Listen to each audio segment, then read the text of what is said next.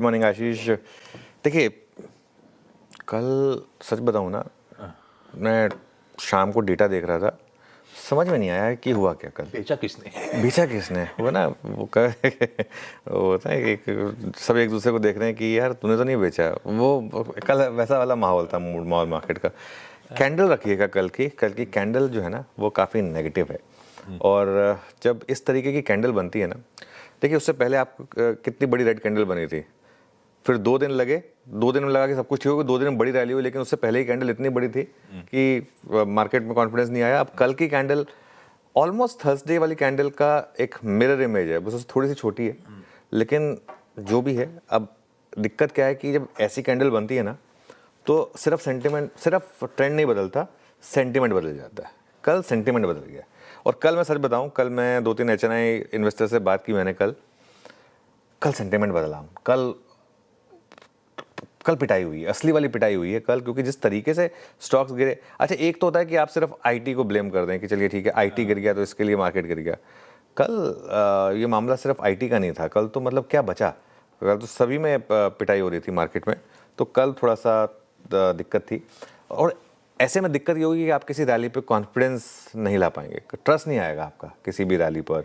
और एक और चीज़, अगर आप 25,600 से 25,650 का जोन देखें, यहाँ सारे मूविंग एवरेजेस हैं। निफ्टी के 10, 20 और 50 3 मूविंग एवरेजेस हैं यहाँ पर। ये थोड़ा कंफ्यूजिंग हो गया चार्ट, बट हाँ, आप सिर्फ एक राइट वाले पार्ट पर फोकस करें भले ही, तो तीनों यहीं पर हैं और कल का टॉप भी ऑलमोस्ट यहीं पर है।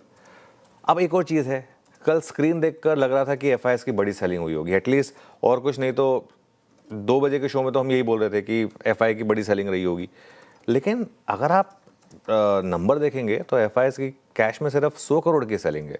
शायद मुझे सुन नहीं रहे, हाँ 100 करोड़ की सेलिंग है सिर्फ कुल मिलाकर FIS की कल। और इसके सामने DIS की 3,000 करोड़ से ज़्यादा की बाइंग है। तो नेट तो कैश था मार्केट में अगर आप देखें तो बड़ा सवाल यह है कि आखिर बेचा किसने और क्यों बेचा। एटलीस्ट डेटा में इसका जवाब नहीं है। कल कुछ तो गड़बड़ थी मार्केट में जिसका जवाब डेटा में नहीं है। लेकिन सच बताऊं तो जिंदगी में हर सवाल का जवाब नहीं मिलता आपको।